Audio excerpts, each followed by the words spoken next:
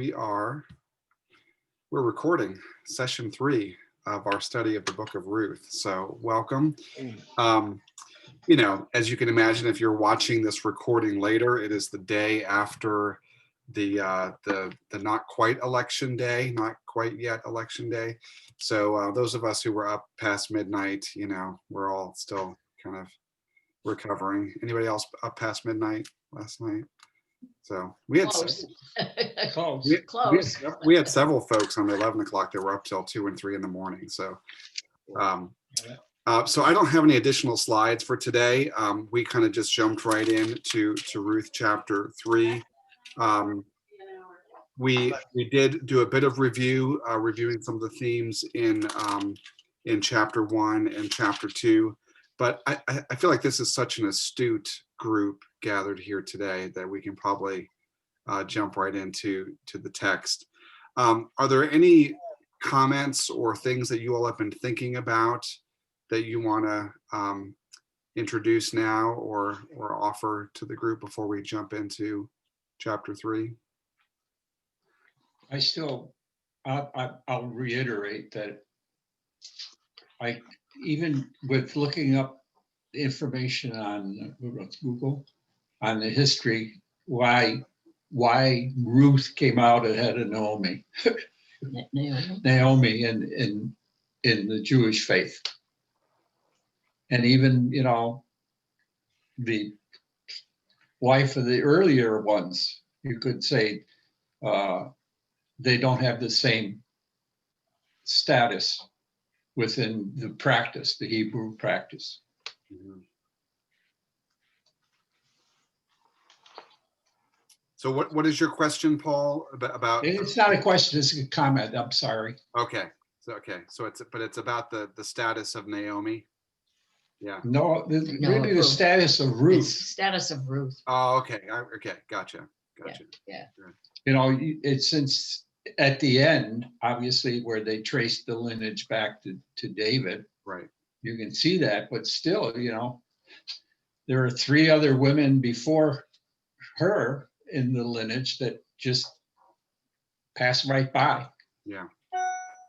Well, that's a good segue into the first 5 verses here. So will someone read verses 1 through 5 of chapter 3 for us? I'll read 1 through 5.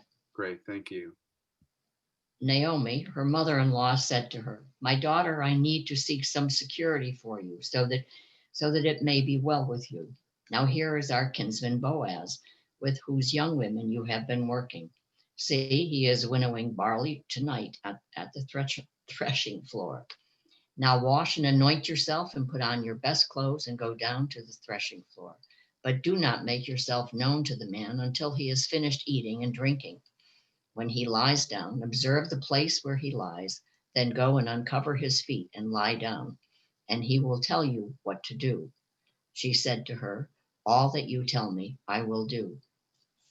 Great, thank you. So a couple thoughts. One is in chapters 1 and 2, in both cases, Ruth seems to be taking the initiative, right? So Ruth is the one who wants to follow Naomi back to the land of Israel. And then in chapter 2, Ruth is the one that requests to be able to go out into the field and to work, and ultimately then happens to be in the field of Boaz, and that relationship begins to develop. In chapter 3, Naomi takes the initiative. So Naomi is the one who follows on to the conversation that we heard in chapter 2 about this opportunity now, when Ruth comes back and says, "I met this guy and his name is Boaz," and Naomi then reveals to Ruth. The reader already knows that there's this relative, but now all those pieces come together at the end of chapter 2. So now Naomi takes the initiative, sends Ruth off with very specific instructions about how to take this relationship to the next level, if you will, with Boaz. So part of what we talked about at 11 o'clock was simply the fact that in a number of cases in the Old Testament in particular, it really is the women who are the strategists, right? It's the women who develop the plan, and the men are fairly passive. Now Boaz is a man of honor, and he's going to do the right thing. And in many ways, Boaz, I think, represents Yahweh in the story and how Yahweh has responded to Israel's plight. But having said that, it is Ruth and Naomi that devise the plan, right? That devise the strategy to then go and basically present Ruth to Boaz as a potential wife, and the opportunity for him to be their redeemer. Now, in the Old Testament, you may know this, but if you don't know this, the image of feet can be a euphemism for, shall we say, the maleness of Boaz, right? Yes. But it does sometimes, feet are just feet, right? And it's often very ambiguous and unclear what the intent of the author is. I personally think that ambiguity is intentional here. There's meant to be some sexual innuendo and some tension between Ruth and Boaz, but at the same time, perhaps she's just going and sort of placing herself at the mercy of this potential redeemer, literally at his feet, right? So both, I think both interpretations are correct. And then finally, listen to Ruth's response. All that you tell me to do, I will do, right? So again, this complete sort of submission and obedience and faithfulness on the part of Ruth that again echoes what we saw in chapter 1.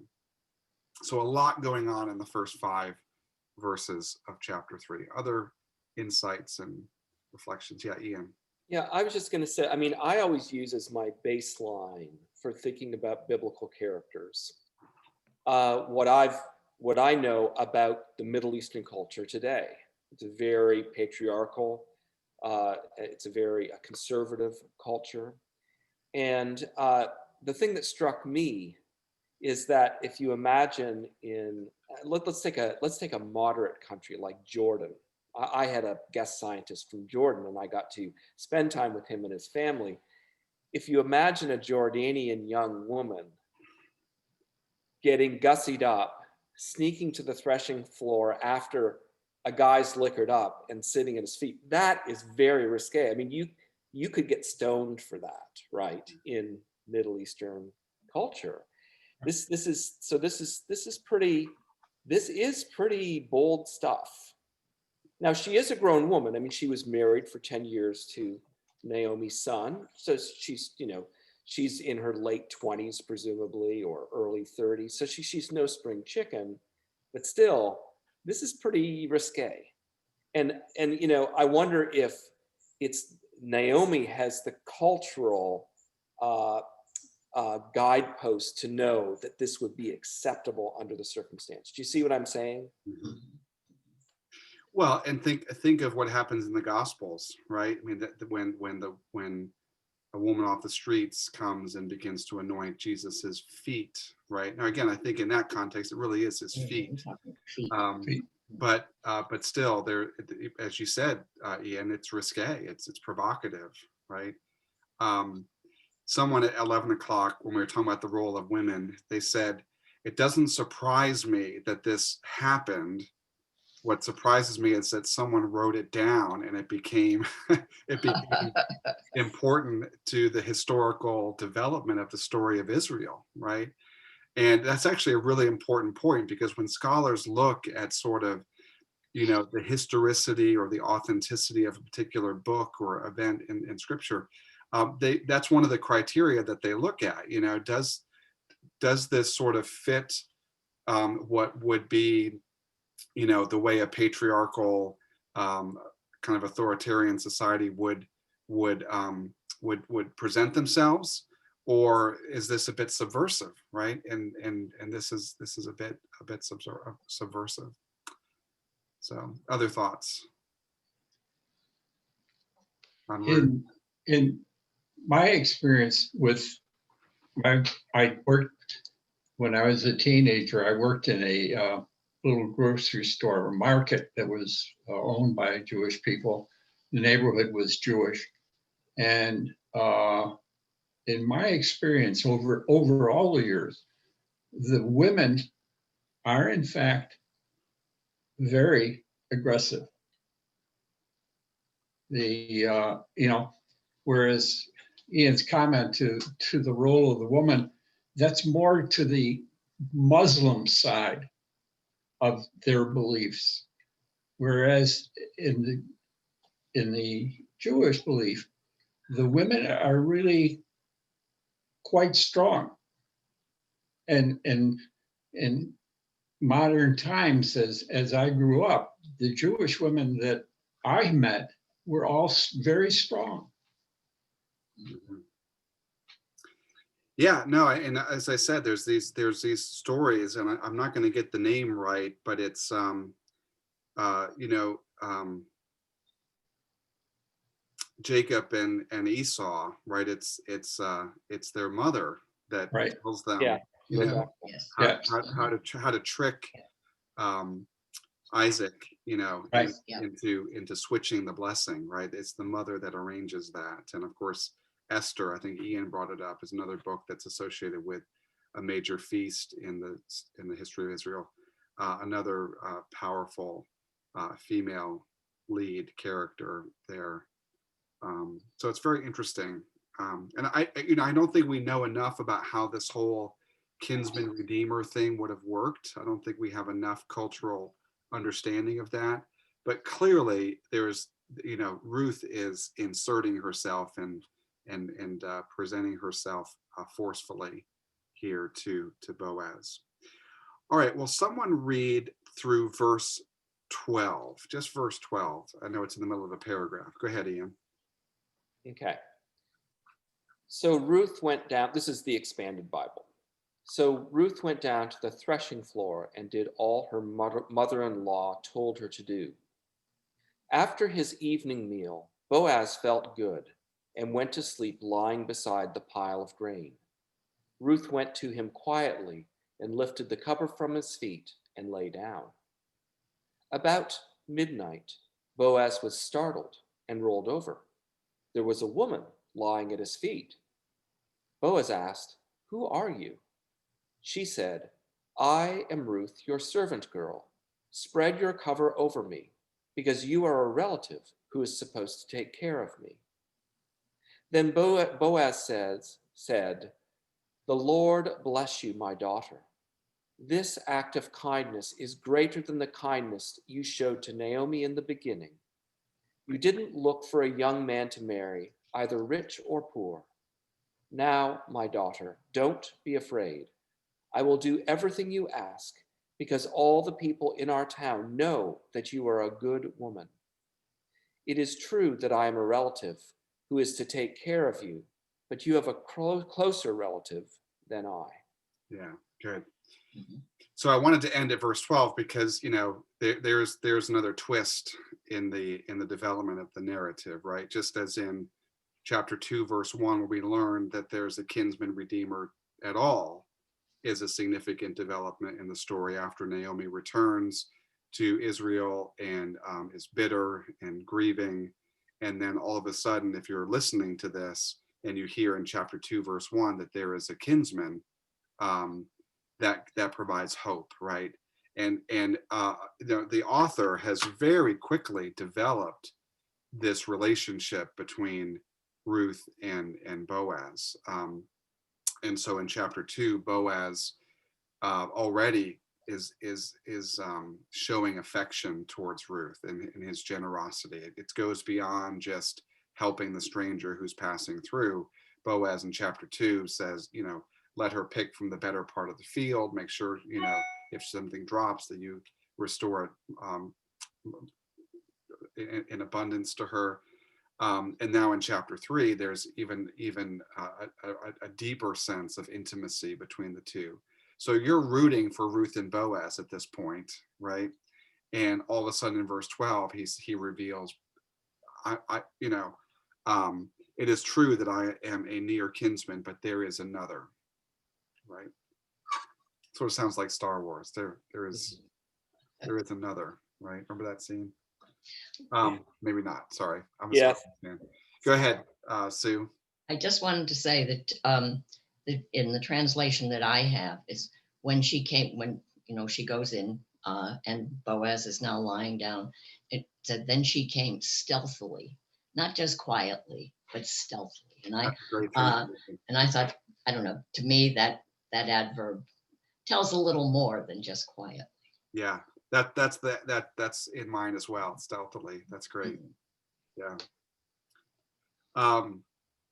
Well, again, notice that that Boaz, as he did in chapter 2, his response is in the form of a blessing, right? So again, this is where he is sort of the embodiment of God's character. He is the one showing Hesed, this loving kindness, this faithfulness to Ruth, and so he says, "May the Lord bless you, my daughter."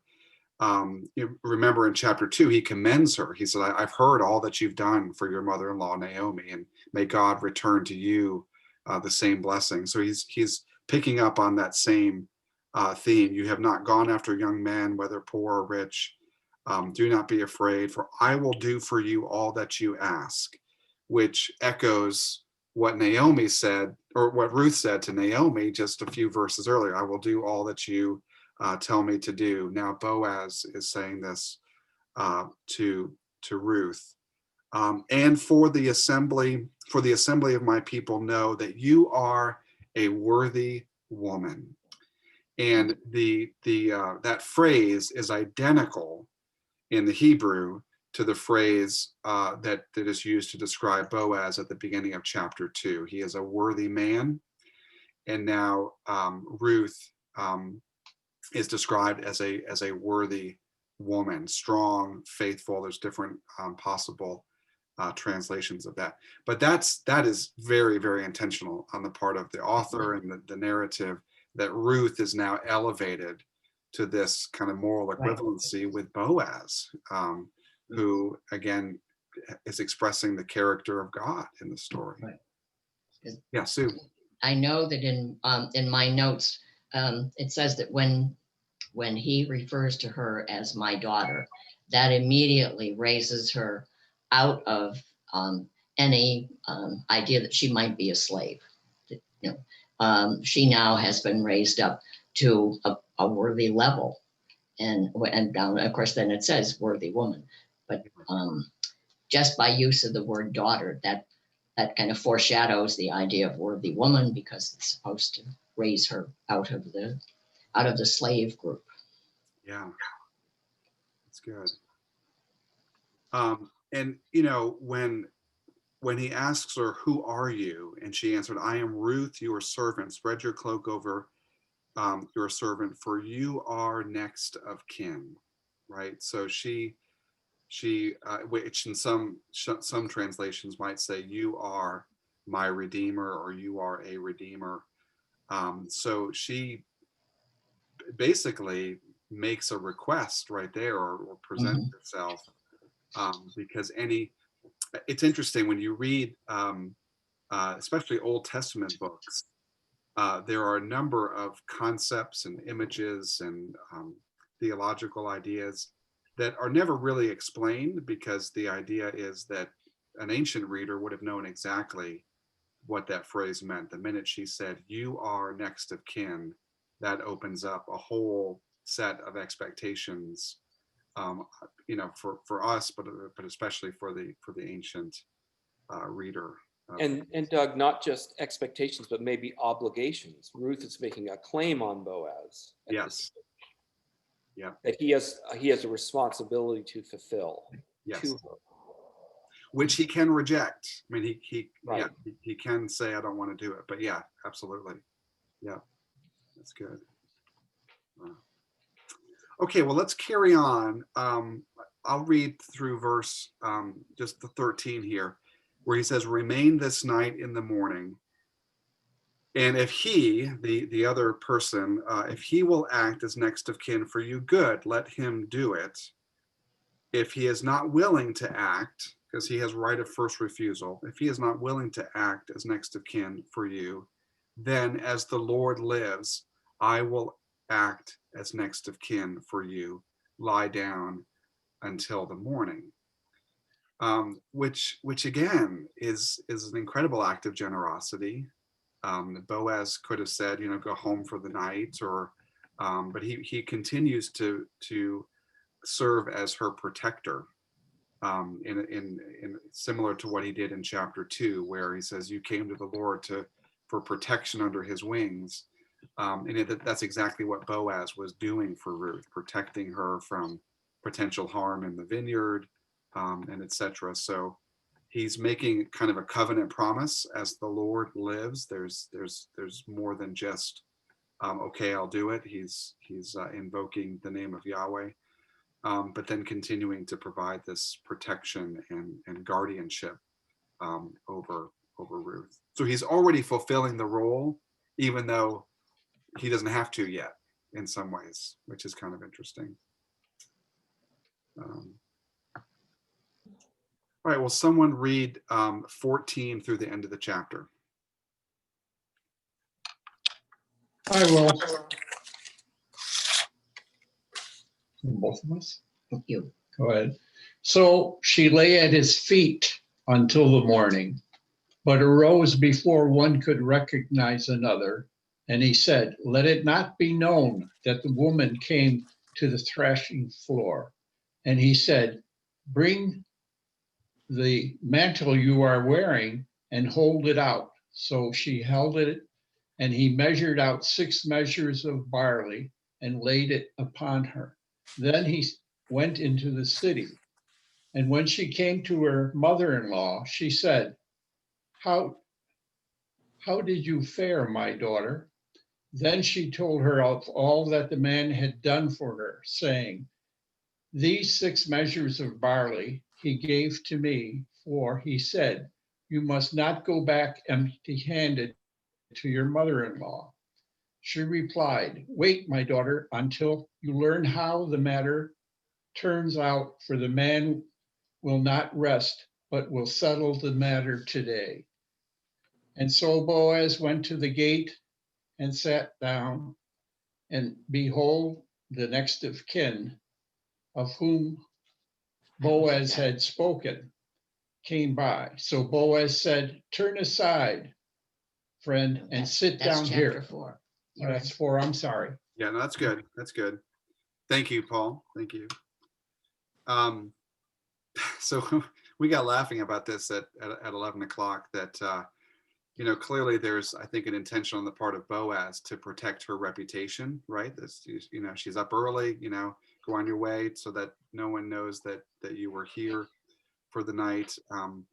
But then he gives her 6 measures of barley, which one of the commentaries we read said that could have been up to 200 pounds of barley, right? So you can't be very inconspicuous if you're walking out with 6 measures of barley, right? So we thought that was funny earlier.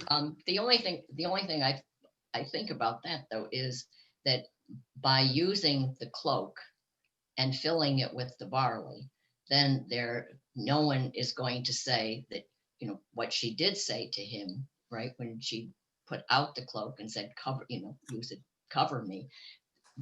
No one would know that, because she's carrying the cloak, which now has been used as something to carry barley in. So I just thought maybe it was another way of keeping her, as we said, reputation safe, Right. as well as, of course, being kind to Naomi. Right. But I don't know. Yeah, I love that connection. That's great. So Sue, I hear you saying not cloak and dagger, cloak and barley. Cloak and barley, that's it. I actually checked this when I read this, because I got the cloak thing too, that she asked Boaz to spread his cloak over her. Right. And now he's filling her cloak. That's a lot of cloakiness. It turns out they're 2 different words. And it may be because one is a male cloak and the other is a female cloak. But it's 2 different words in Hebrew. So which one was used where? Well, they're just, all I did was I checked to see, is that the same word in Hebrew? Because that would have been a real, sort of obvious connection, and it wasn't. But still, there's a lot of cloakiness. Yes, there is. I know. So were they intimate or were they not intimate? No, she was at his feet. However- Even at the start of the reading, But she is as at Doug- his feet. But as Doug said However- earlier, that could have a couple of different meanings or another meaning. Yeah.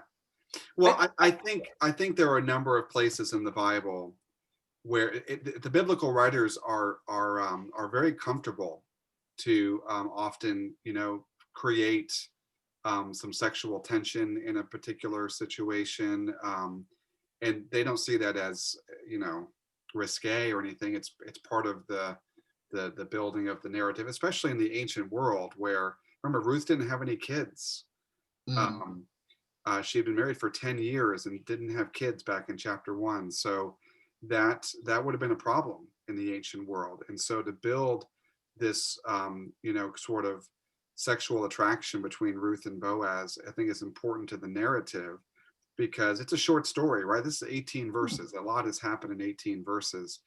And chapter 4 is 22 verses, but really 17 is the narrative. The genealogy is 18 to 22.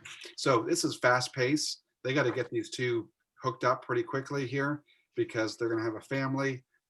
So I think it's part of the building of the relationship. But I think it's a very sweet story. I mean, aside from all of the underlying, things that we can look at, I mean, it's a very sweet story. This, there's the mother-in-law first of all, there's the daughter-in-law who cares for the mother-in-law, cares greatly.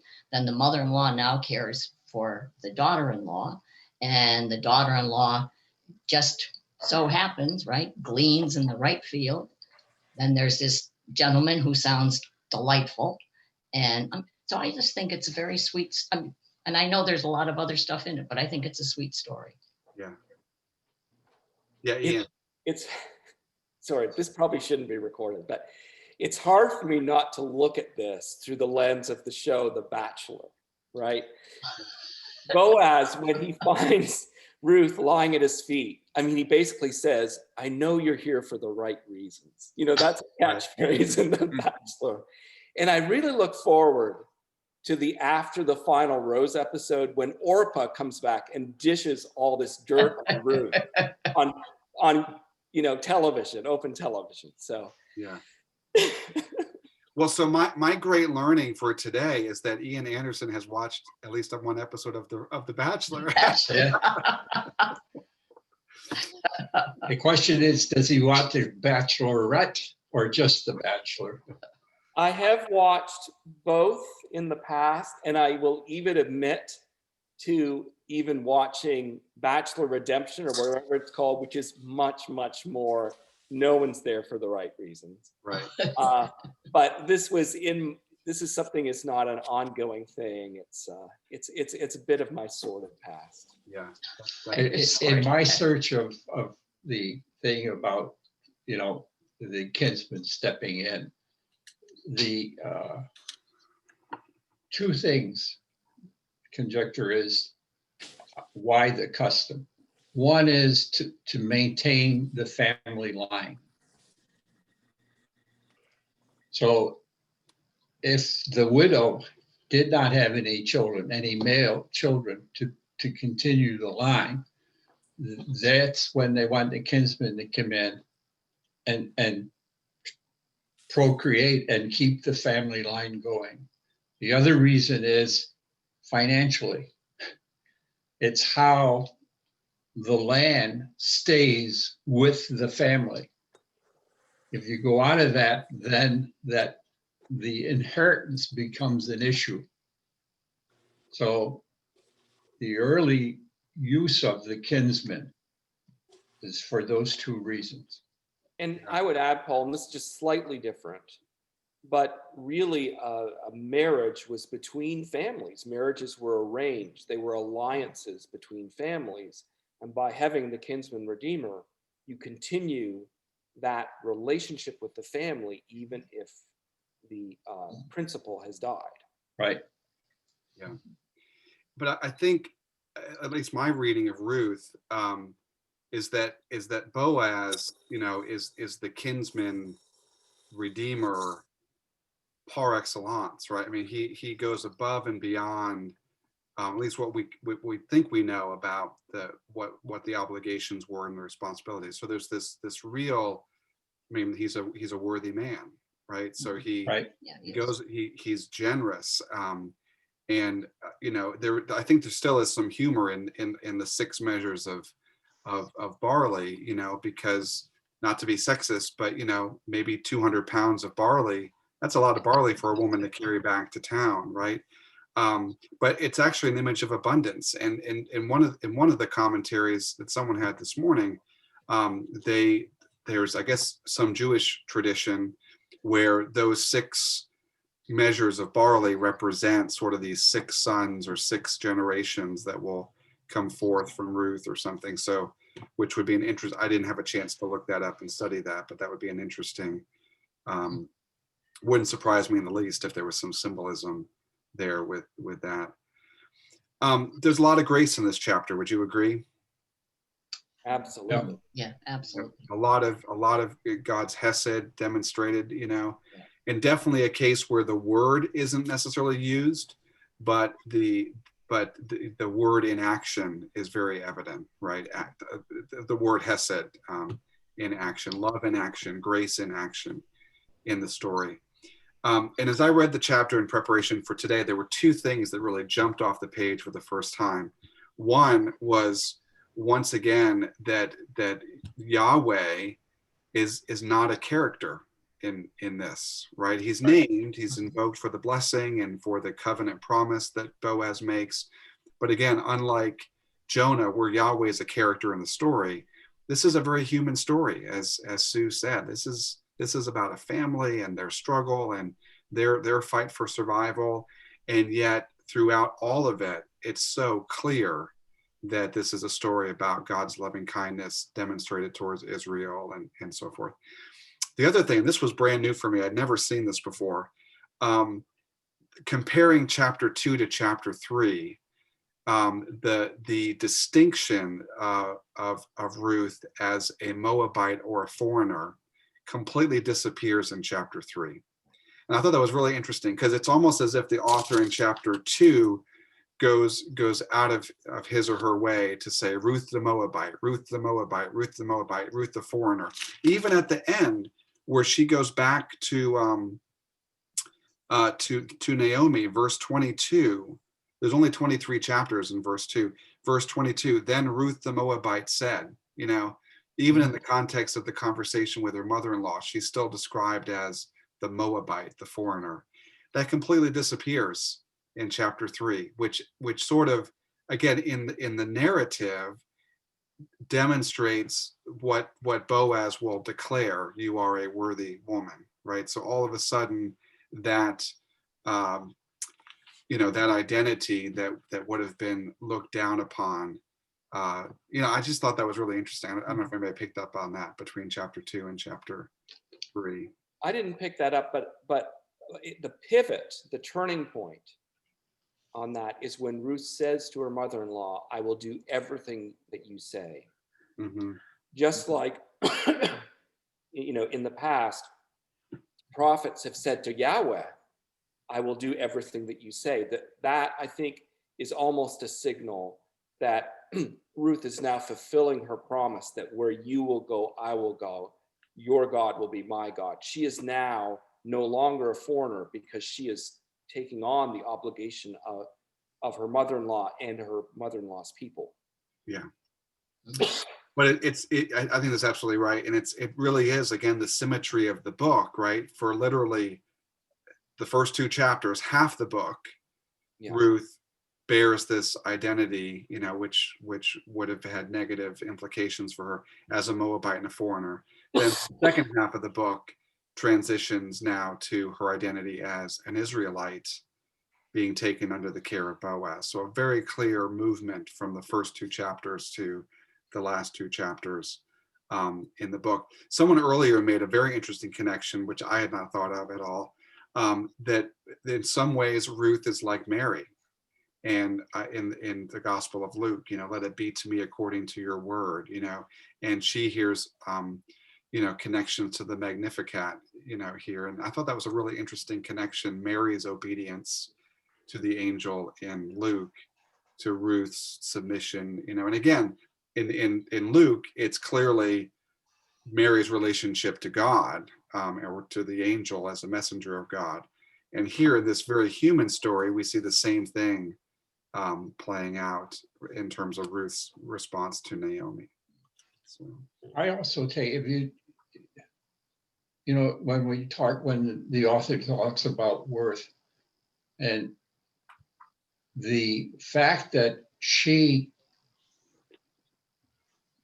asks for kinship, which is the tradition, the fact that she does that, where he says, you didn't go out and look for a rich man, and you didn't go out and look for a young man, you asked for kinship, following your actions, following our traditions make you worthy. Everybody will recognize your worth. Yeah, that's good. Yeah, that's right. That's a good way to put that. I like that. Yeah.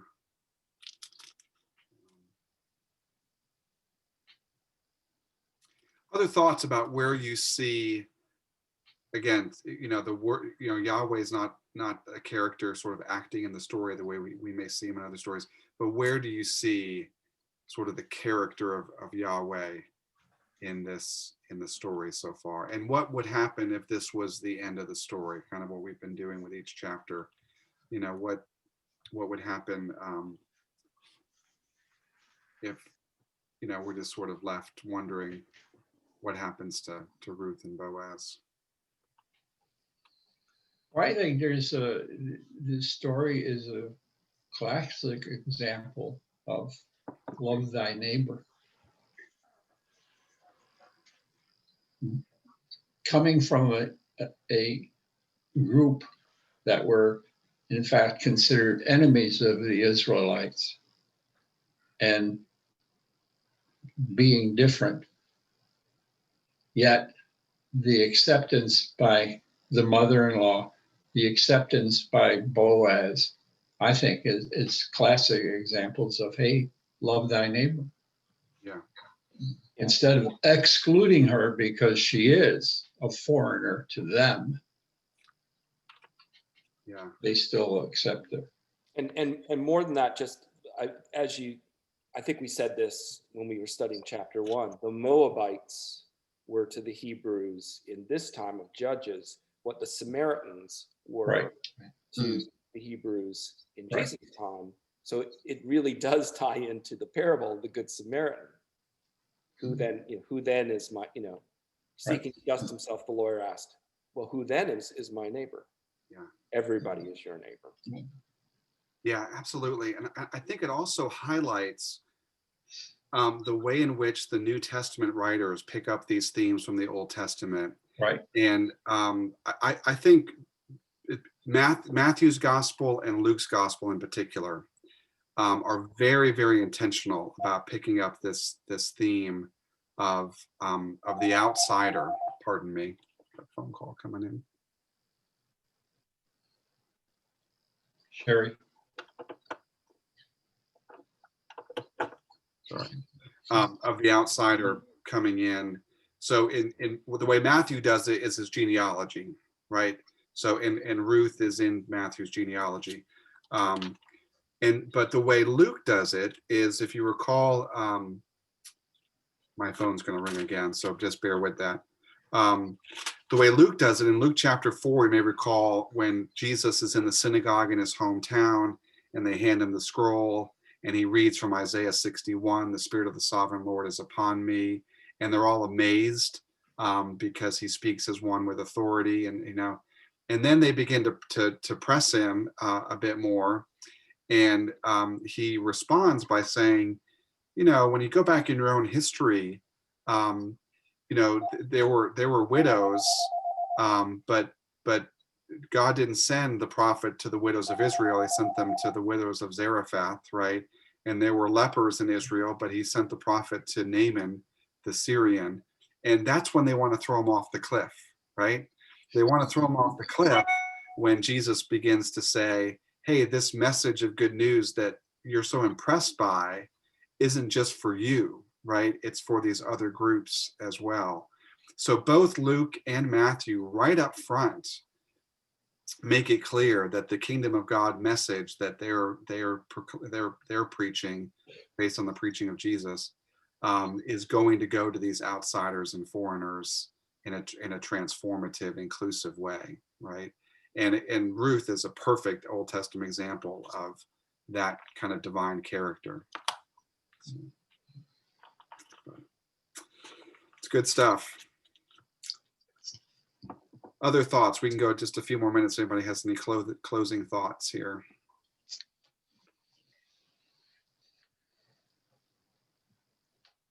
We're good to go? Well, Yeah. Yeah. can I just say, I'm just impressed as Sue has said, this is a very sweet story, but I'm really impressed, not just Boaz and Ruth, but Naomi and Ruth, just how much genuine affection Yes. there is. It's a heartwarming story. I mean, I'm waiting for Tiny Tim to show up and us all to cry, you know.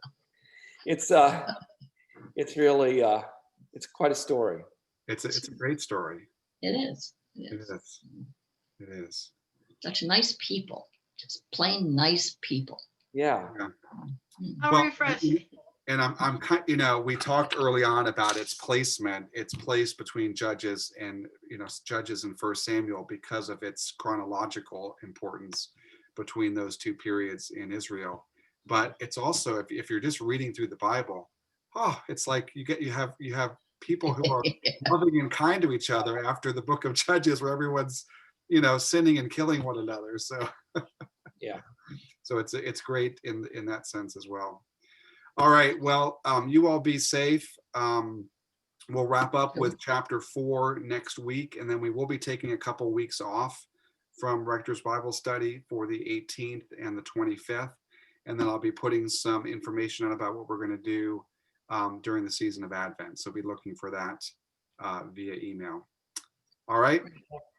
Thank you. Right. We are having Rector's Roundtable tonight. I debated canceling it given the fact that we don't have any results, but I surveyed the 11 o'clock and they said, you know, we might just want to touch base and see how everyone's doing. So we may not go the full hour, but I'm not going to have an agenda. But if you just want to pop on and we can say, how you doing? Let's pray together. We'll do that at 7 o'clock tonight. All right. Thank you. Thank you. Thank you. Thank you. Thank you. And Bye all. bye.